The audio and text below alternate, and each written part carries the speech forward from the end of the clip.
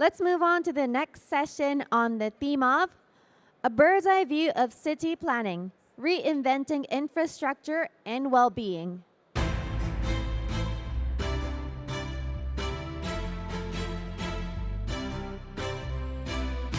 The panelists of this session are Mr. Joshua David, co-founder of Highline.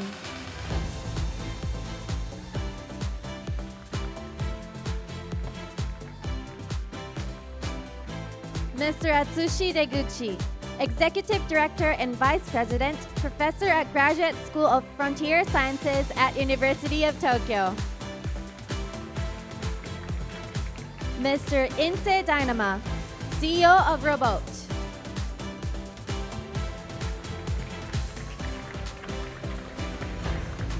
The session is moderated by Mr. Ken Shigematsu, founder and CEO of Inspiring Dots and principal of Lagarda Law Architects.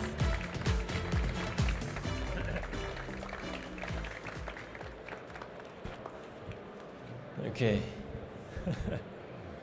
This is kind of far away. I thought it was closer. Thank you, everybody, to be here. This is really honored to be here and talk about this city planning. Today, the topic I want to touch base is that the title is the bird's eye view of the city planning. So, which is that there's a lot of development happening in Tokyo or all over the world.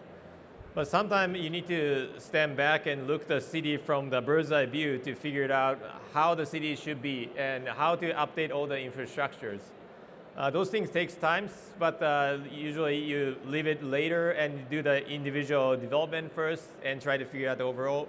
But I think this time that we need to reverse it, and we have experts from all over the world today that make those things happen. Especially for me, I'm super honored to be with Joshua David. He's a legendary guy from New York, create the Highline to change the entire city. And also Ynse Deinema from Amsterdam. He's changing the water transportation system completely. That I'm gonna show the slide real quick to talk about how we can change Tokyo as well.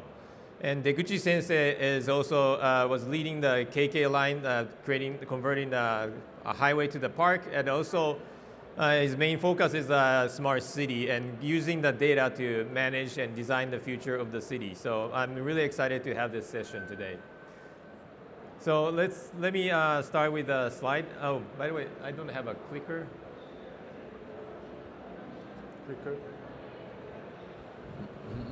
I guess we don't have a clicker.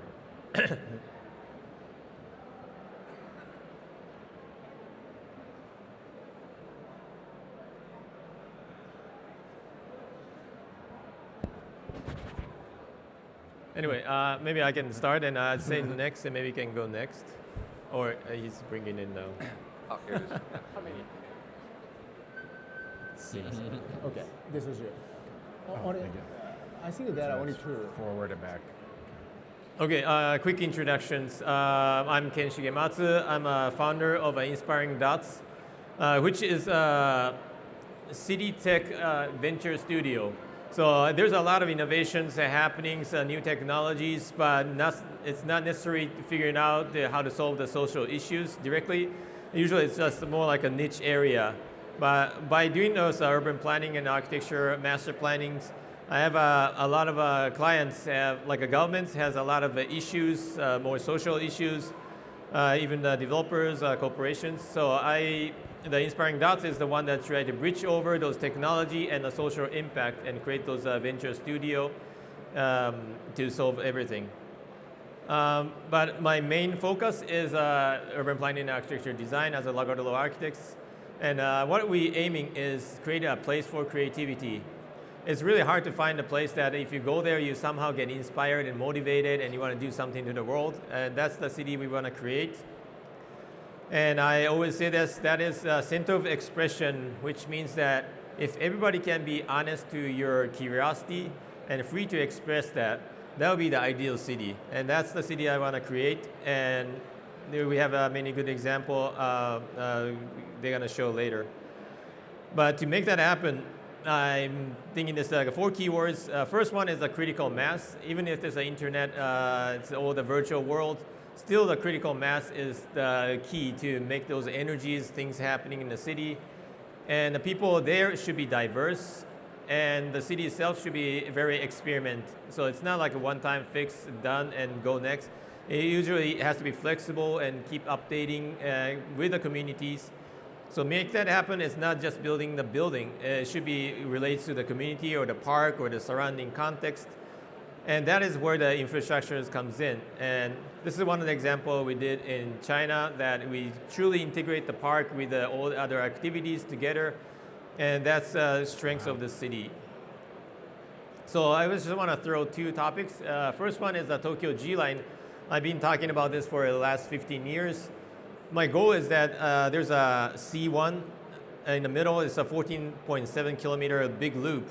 And if we can convert everything to the park halfway, and the other half is a mobility test zone, so that if you have a mobility startup business, you want to come to Tokyo and you can freely test in the middle of the city. That would be ideal. And also you have a nice green loop so that people raising the kids, it's middle of the Tokyo, it's hard to do, but if you make this one happen, then everybody wants to come here and raise kids running around this loop. And luckily, thanks to Deguchi-san and everybody else, this Zone 8 is gonna happen in the next 3-5 years.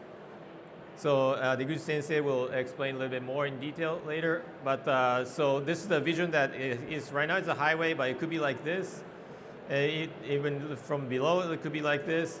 And there's a lot of underground tunnel. Could be like a first underground park in the world. We could create it. So that's this vision. Another vision is on the Nihonbashi River. There's a historical bridge and a historical river, but there's a highway above it. But the government decided to put the highway under the river and to revitalize the entire city. And I'm involved to this project as well and working hard. But at the same time, not only creating a city, but the water channel itself is the really good asset that we should use. And I'm proposing this Tokyo B-line system, and on top of the bus and train, we should create this water transportation system as the third public transportation in Tokyo. We already have this water channels. Someplace, actually, we're planning to do another underground subway system, but this is way cheaper and way faster, and we can make it happen. And it'll be much more attractive city, and people's life will be more joyful. So that is something I'm proposing, but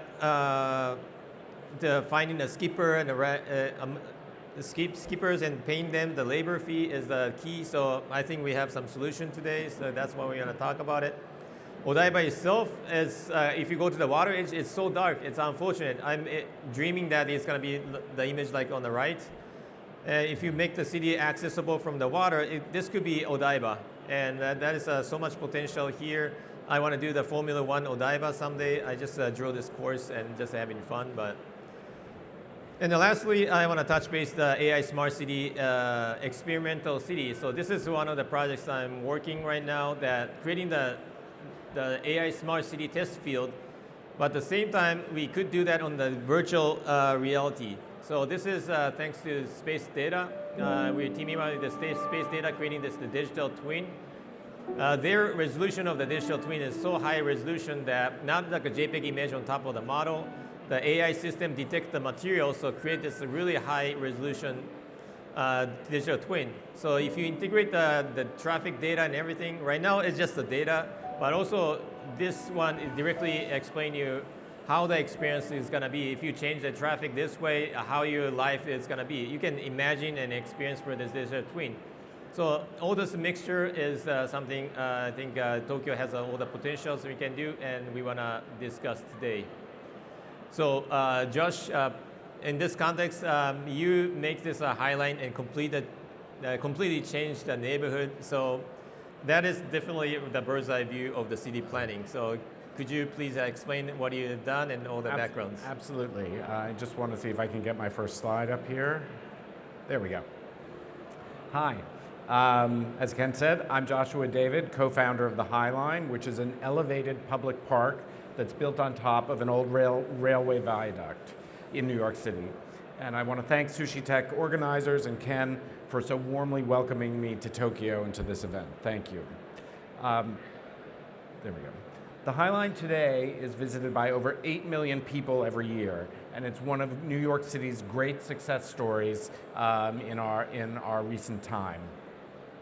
It was originally built in the 1930s to carry rail freight, but it had already been out of service for some 30 years when Robert Hammond and I first became interested in it. That was in 1999, when the structure was slated to be torn down. But Robert and I thought there could be a better use for it. It was 30 feet in the air, it connected 22 city blocks and three Manhattan neighborhoods. We thought it could become a public space unlike any other in the world. To save and transform it was a formidable task. We needed to start a community-based advocacy group, legally sue the city to stop its demolition, partner with the city to set up a planning framework, rezone the surrounding blocks, design a new park landscape to go on top of the track beds, to find money to build it all, and to create an organization that could operate it and maintain it in all the years ahead. Any aspirational project will have different needs and different paths to take, but here's how it worked in our case. First, vision. For us, the vision was fundamentally shaped by our community, the people living and working around the High Line. Many other entities had crucial roles to play, but at heart, the High Line is an expression of the needs and dreams of its neighbors. Public-private partnership. There were things that only government could do and things that only the private sector could do. So it was essential for us to build a partnership between our private nonprofit organization, Friends of the High Line, and the New York City mayoral administration of Michael Bloomberg. A project that reuses existing infrastructure demands a bespoke design approach, one that creatively addresses unique needs with inventive solutions. We held a two-stage design competition that ultimately selected James Corner Field Operations, Diller Scofidio and Renfro, and the garden designer Pete Udolph. We were seeking to evoke the wild landscape that had self-seeded on the High Line during the 30 years it hadn't been in use. Two pools of funding were required, one to build the park and one to operate and maintain it. New York City leaders partnered with us to raise construction money from both government and private sources. Meanwhile, our nonprofit group committed to raise private money each year for maintenance and operations. Our budget for this is now over $20 million annually. Such a level of philanthropic fundraising is certainly challenging, but we've successfully met the challenge in each of the 16 years that the park has been open. To responsibly operate and maintain the High Line in perpetuity, we had to build an organization with the fundraising, operational, technical, and curatorial expertise to run the park with excellence. We now have about 120 staff members, most full-time, but some just seasonal. Operating the High Line is a process of constant reinvention and attention to detail. Our gardens must be continually updated to adapt to changes in the built environment around us and to ensure an ever-changing horticultural display. Our public art installations are constantly changing too, to give visitors a new cultural experience every time they come to the park. Success has brought its own challenges. The High Line is far more popular than we had predicted. We'd estimated about 400,000 annual visitors, and we now get 8 million. This means more staff and more money is always needed, and crowds can sometimes affect the park's look and feel. Every city will experience a period of crisis from time to time, and our city's motivating crisis in relation to this project was the attack of September 11, 2001, which left New York City reeling. But this crisis also gave us an opportunity. New Yorkers were eager to create a bright new future for the place they love. The result, a project that now acts as the centerpiece of a thriving neighborhood that will raise hundreds of millions of dollars in tax revenues over a 20-year period and is the source of tremendous pride for New Yorkers and an inspiration around the world. I thank you again for welcoming me, and I look forward to continuing this discussion with Ken and our panelists. Thank you, Josh.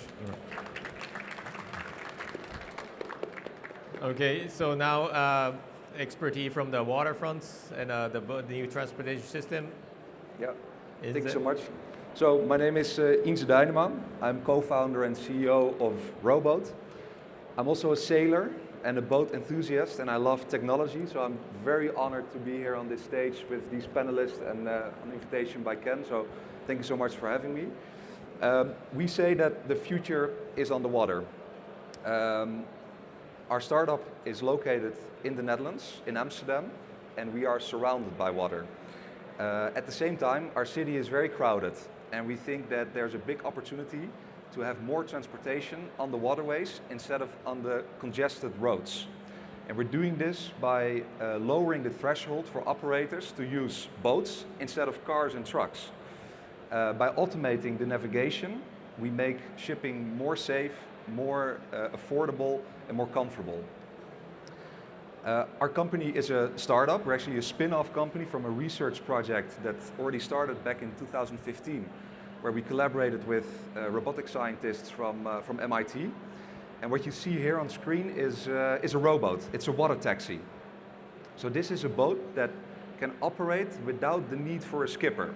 And imagine that if you would have this in your city. It's a ferry that's always available. It can operate 24/7. You can summon it using your smartphone. It will pick you up, and it can take you to any location that you would desire.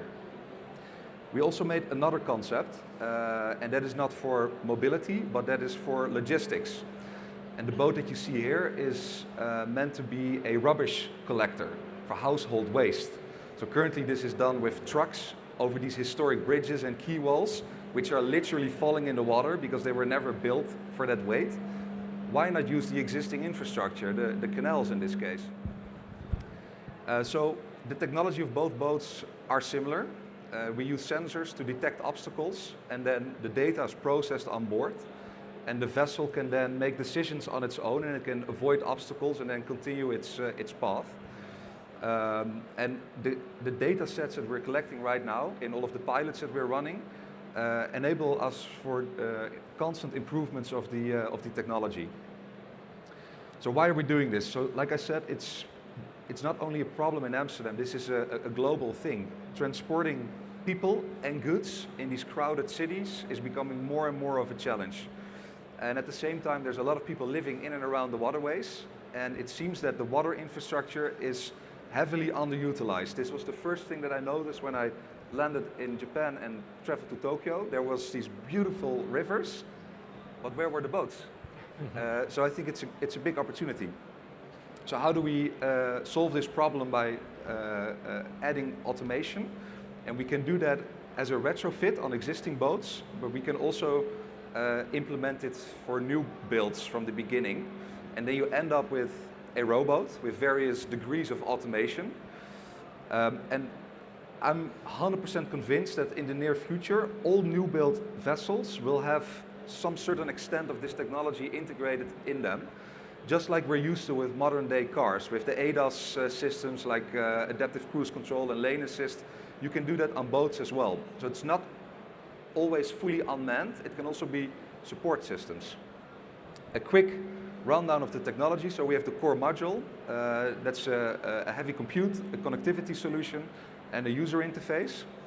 Then we have the link module that links the platform to all the onboard systems, like the thrusters and the batteries or the generators. And then we enrich the data set by adding a sensing module with LiDAR and camera and a very precise GPS. And if you take all of that together, you know precisely where your vessel is, you know how your surrounding is built up, and the computer can generate a path from A to B without bumping into anything, and you can actuate the vessel, and that gives you full autonomous control. So this is an example of an installation on an existing vessel. So this is a commercial ferry in Amsterdam. And there's quite some of them that operate in Amsterdam. And in this case, we are not trying to get rid of the skipper, we're supporting the skipper. This person is still on the bridge deck, and we are an extra set of ears and eyes to make the operation more safe and more efficient. This is another example. This is a client of ours that is in the logistics business. They have 83 of these logistical barges. They take in construction materials and they take out trash from the city. And we're going to make this unit fully autonomous this year. So this is quite an exciting project for us because it's a new type of operation. Final example is a new built ferry that we've constructed this year. We took this ferry to the city of Paris as well. And if you ask me, this is like a glimpse into the future of waterborne mobility. This is a fully automated ferry, so you can board the vessel and then you can press a button. It's just like an elevator. The vessel can automatically undock and it can do the crossing, and then it also auto-docks when it comes on the other end. This works in Amsterdam, it works in Paris, but I think it can also work really well in cities like Tokyo. So we see a lot of potential there for this type of technology to revitalize the waterfronts. Awesome, thank you. So to make all those systems work, I think you need to analyze the data very well from the behind, and Deguchi Sensei, that's your expertise. Please explain what you're focused on. Thank you, Shigematsu-san, for kind introduction. Yes, my name is Atsushi Deguchi. I'm professor at the University of Tokyo. My specialty is city planning and design. Yes. First, I thank you for the great the opportunity. So the Tokyo Metropolitan Bureau and the digital service, the section for them. So anyway, I also lead the Kashana Smart City, which is one of the Japanese smart city model. And I work as the director of the Hitachi and the U-Tokyo laboratory, which is promoting the joint research on the Society 5.0. So this is my hometown, the Kashiwanoha. It's a smart compact city, 30 kilometers far from the Tokyo, the center. So it is one of the Japan's the smart city model that's supported by the national government. And our development, the focus is on the 4 key themes. The one is autonomous mobility, and the second is energy management. The third one is the public place enhanced by AI for safety, and the wellness for aging society. Yes, the autonomous system promoted by the Professor Suda, who is one of the leaders of the autonomous bus system in Japan. And currently that's in trial the operation. And we aim to implement fully the driverless service in the future. So in energy, the Kashanoha operates a smart grid, and that allows the local energy, the exchange, the critical in the disaster, prone Japan. And the city is also promotes the co-creation through a living laboratory system. The citizens collaborate with the companies to design the services, addressing the everyday changes, such as the child raising, the support, and the elder wellness. So the bottom-up innovations are essentially for making the smart cities modern, more human-centered and inclusive. Yes. My research also addresses a key gap in urban design. In the middle scale, or what we call the middle scape. This 2 kilometer to 5 kilometer square kilometer range that lies between the large scale planning and the street level design. We find that the green infrastructure at this scale plays an important structure role. Okay. So the international examples include the High Line in New York and the Seoul Road, the 7000 or the 17, So they both transform the former infrastructure into a public space. And the Portland's eco district is another example for green infrastructure at the district level. So looking at Tokyo, in Tokyo, we have a unique opportunity to apply these insights to the KK line. So this is a 2-kilometer length of elevated infrastructure that once served as an expressway above the central Ginza. So they're built in the 1966 and managed by the private company.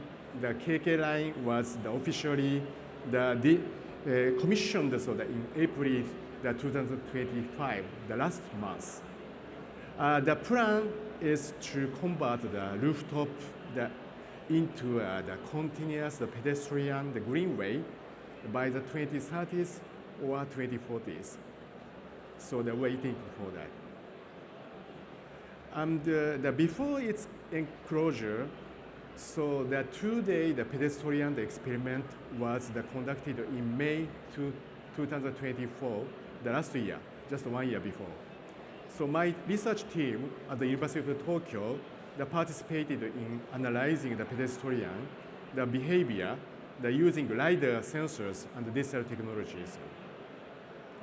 So then we studied how people moved, paused, and interacted with the space. So especially around new Skiabashi, popular viewing spot above a major intersection. This is one of the examples. So we also analyze the behavior around the famous Marion clock, which draws the spectrum during the performance. In addition, we visualize the pedestrian density patterns along the KK line, so that this reveals which sections attract people for the social sharing, then important data for placemaking. So that we gather the Instagram data to map the photogenic viewpoints along the KK line, so that these results show how digital technology can help shape the vibrant and resilient green infrastructure. And transforming the KK line into a landmark pedestrian space in the heart of Tokyo is a globally significant opportunity.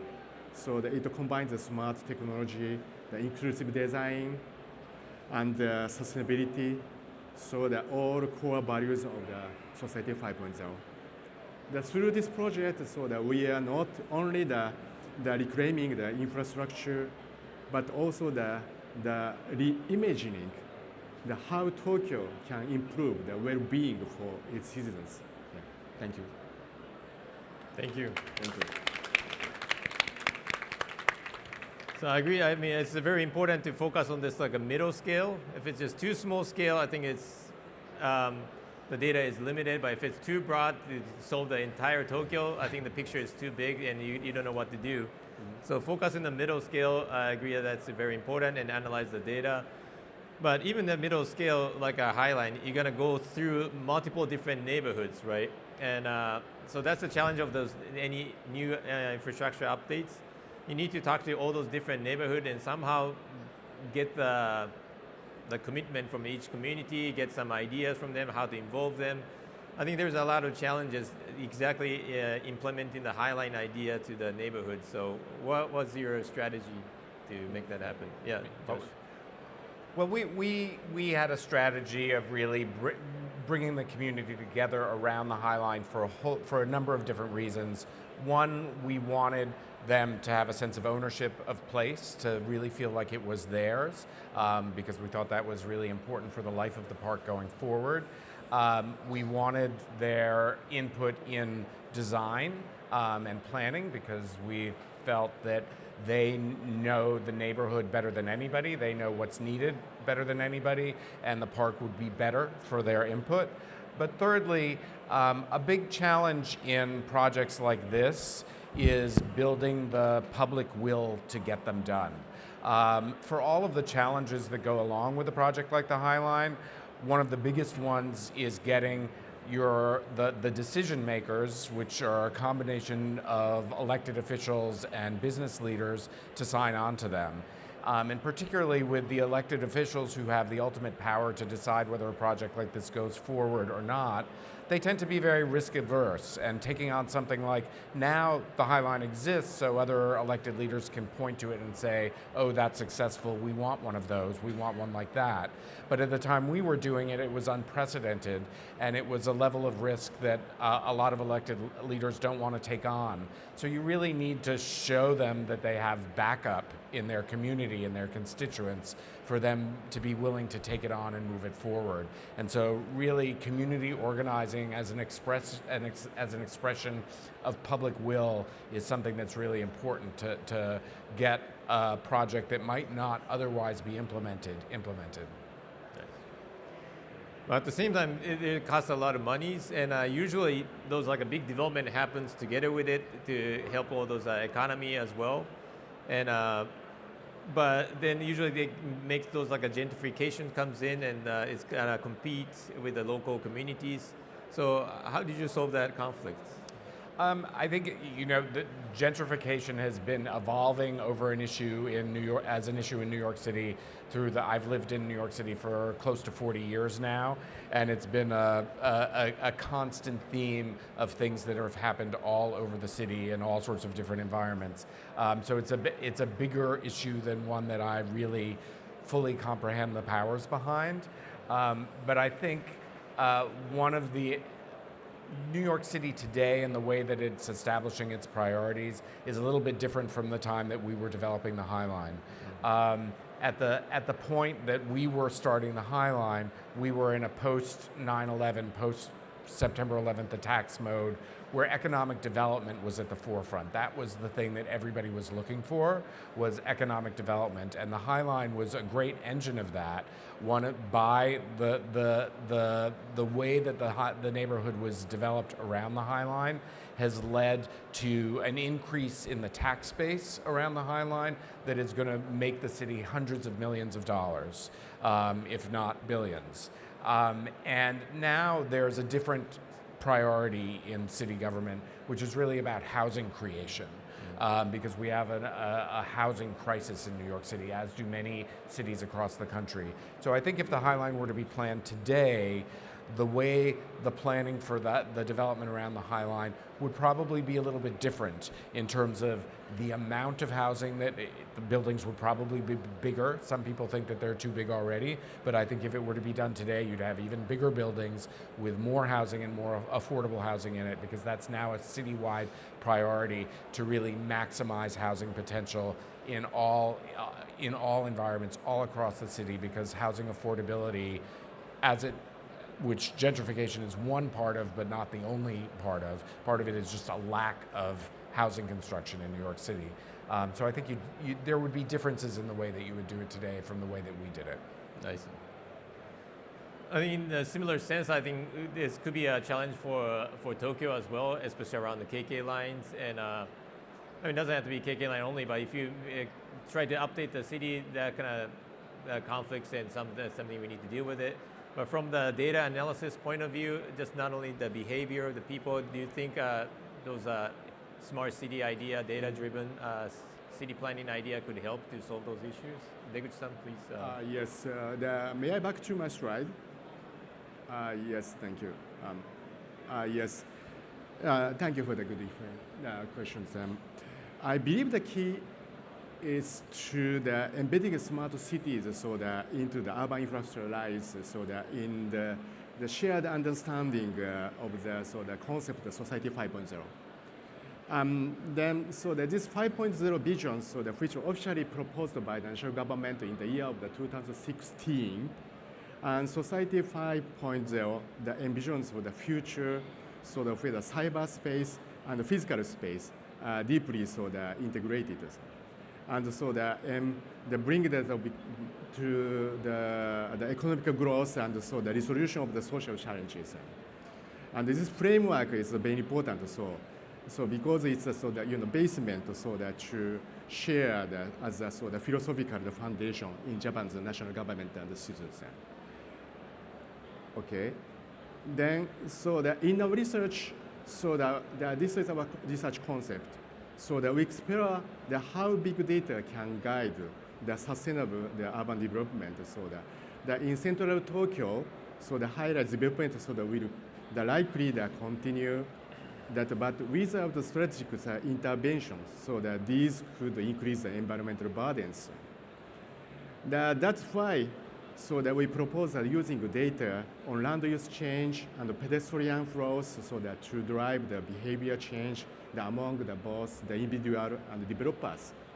So for example, so that if mass, the application that can show the CO2 emission, so the per transport mode, so the people may choose the lower impact travel, the options. So similarly, the planning the policies could encourage the developers to reduce the environmental impact by offering the incentives, such as increase the floor area ratios. When the project include the meaningful public benefits. So anyway, in short, digital tools must not only optimize the city functions, but also promote more sustainable behaviors. So this kind of change would be important for the future for the urban development in Tokyo area. Thank you. Okay, so yeah, on the land, I think we have a lot of studies and the data and a lot of examples, but actually on the water, we're missing a lot of the data. And as you said, like Tokyo used to be, the water was full of boats, but now somehow it's disappeared and nobody's using it. And data is limited. But in Amsterdam, I see a lot of boats on the waters. Maybe you have enough data to analyze to put your system in, but still, I guess it's not that easy. You have a lot of hurdles to actually implement your system. The city like Amsterdam is still not easy. So can you talk about what is the challenge? Yeah, that's a good question. So I would say that the biggest challenge when it comes to these sorts of innovations is going from a pilot situation in a controlled context to the scary real-world commercial applications. And we've been very lucky with our company being based in Amsterdam and the history that we have coming from that research project, because we had a dedicated section of water right in front of our office building where we could do all the tests that we would ever wanted. And that was a secluded section of water that was not considered public waterways. So you could go beyond what was accepted on public waterways. And if we would not have had that facility, we could have never pulled off what we've done over the last couple of years with the startup company. But then still now it's also difficult to get clients in who are willing to co-develop with us and get to a point that the technology becomes a real product, like easy to use, simple to implement, and that's the stage where we're going through right now.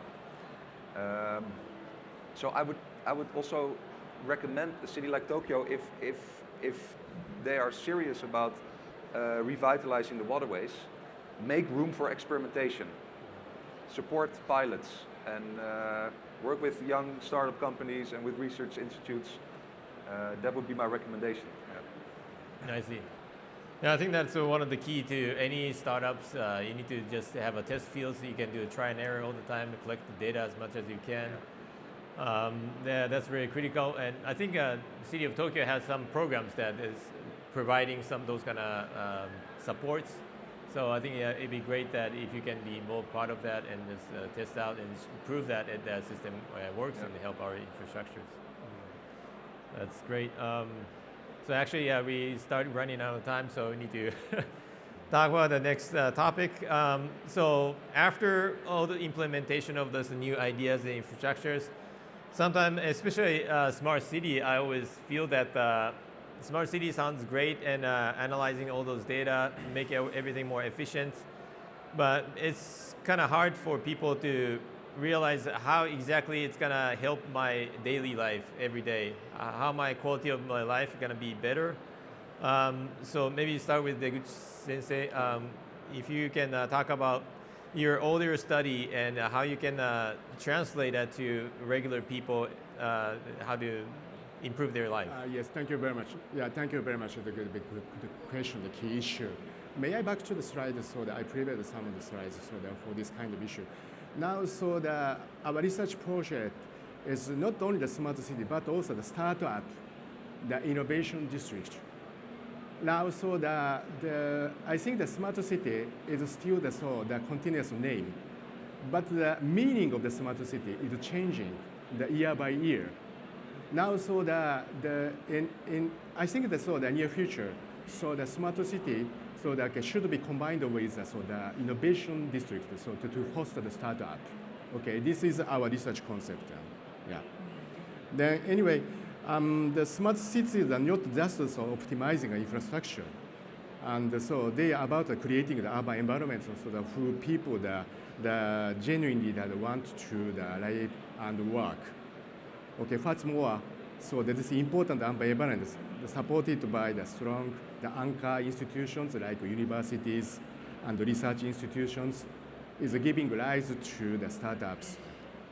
And this is why so we say the smart cities so can evolve into innovation district, the places where residents not only live but also improve and so the pursue their dream.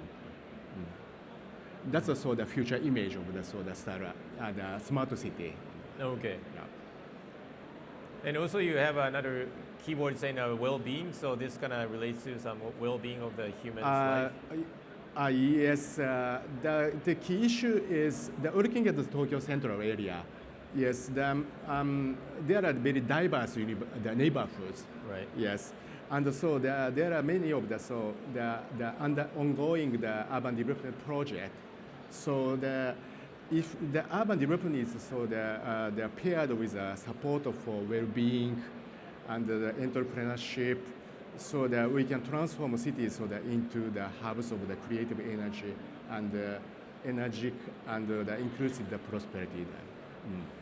So I think that would be the key issue. So how to combine the project so that to create the raise up the well-being of the human being and the development project. Right. So in that sense, the Highline, I think you guys providing a lot of well-being as well. For the tourists, it looks like just a park and people walk around and that's it. But if you live around New York, my old office was right next to it, so I had lunch there all the time, and I see people dancing salsa, all sorts of events, art pieces all around. It's giving inspirations. So what's your view of Highline providing the life to the neighbors? I think we've invested a great deal of time and effort in making sure that the community stays actively engaged and it's a real resource for people living in the neighborhood and all over the city. We get a very high number of touristic visitors. So one of the things, we don't need to do anything to get tourists to come to the Highline, they come.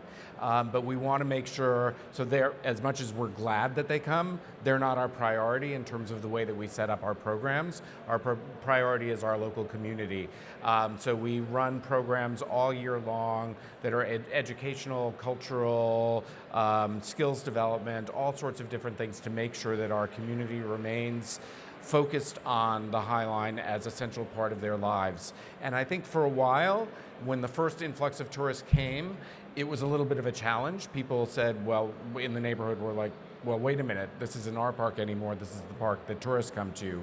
But over time, it's balanced out, and people have really come to understand the ways that it plays a really integral part of their life in the neighborhood. And they know when to come to it when it's not crowded with tourists and that it can really be theirs. They know which performances to come to. They know that when the art program changes and they want to be a part of that. We have teenagers from high schools who get their first job experience on the Highline through a really robust skills development program.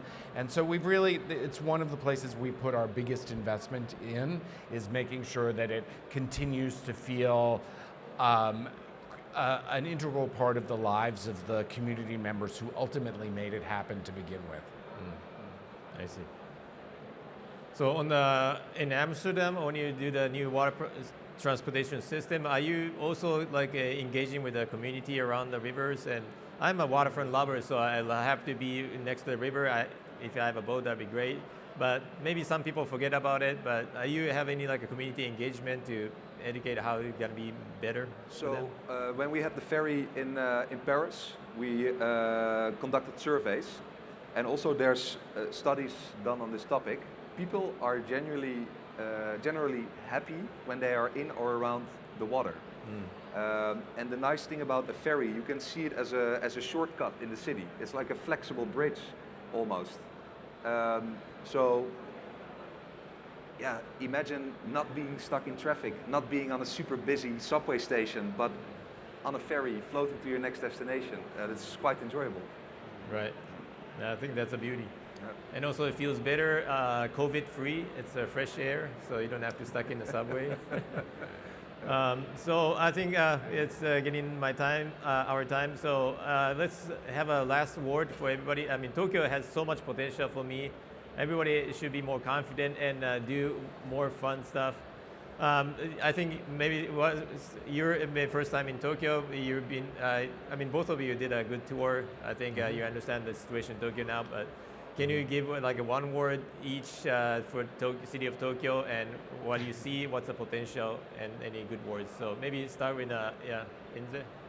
So I would not be frustrated about the lack of activity on the waterways. I would see it as a huge opportunity. It's amazing. You have this thriving city and still there's room for potential. That's something to cherish, I think. Yeah. Definitely. Deguchi-sensei. Yes, thank you very much for that. So that we have to recognize the potentiality of the urban environment in Tokyo area, but so that we should combine not only the political make decision, but also the citizen involvement, and so the combination of the high technology, and so the startups are one of the key players to revitalize the Tokyo urban environment. So expect that. Thank you very much. Great, thank you. Josh? During my few days here, I've been really struck by a number of different things, but one is the pace of change that's happened since the 20 years ago since I was here before, and how much new development has taken place. But the other thing that really, and the dynamism that's behind that, and the real energy of this city, which is really very impressive, but equally impressive to me, is what I've perceived is a care on the part of the people of Tokyo in the way that they treat their city. Everything, the way that the trains run, the way that people behave on the streets, the way that people treat the city that they live in is just very impressive to me as a New Yorker, when coming from a city where New Yorkers tend to treat their city with a little bit more roughness. And so it's a great deal of care that I see the people of Tokyo taking with their city, which I think is really a promising thing and something that bodes well for any new projects.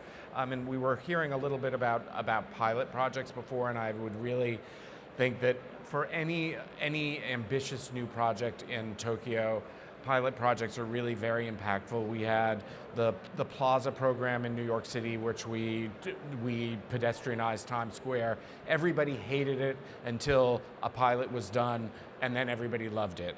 The bike share program and the bike lane programs in New York City, everybody hated that idea until the first city bikes went in, and then everybody loved it. Right. And now we're getting it with congestion pricing in New York City, which was incredibly unpopular as a concept, and now it's been implemented. And it hasn't become incredibly popular yet, but the popularity needle is going way up. So I hope that those who are working on projects like this on Tokyo find ways to implement really thoughtful pilot programs to get them started. Okay, thank you very much. So thanks again, Ynse, Deguchi-sensei, and Josh. Please give them a round of applause. That concludes our session. Thank you. Thank you very much. Please give the speakers, all of them, a big round of applause.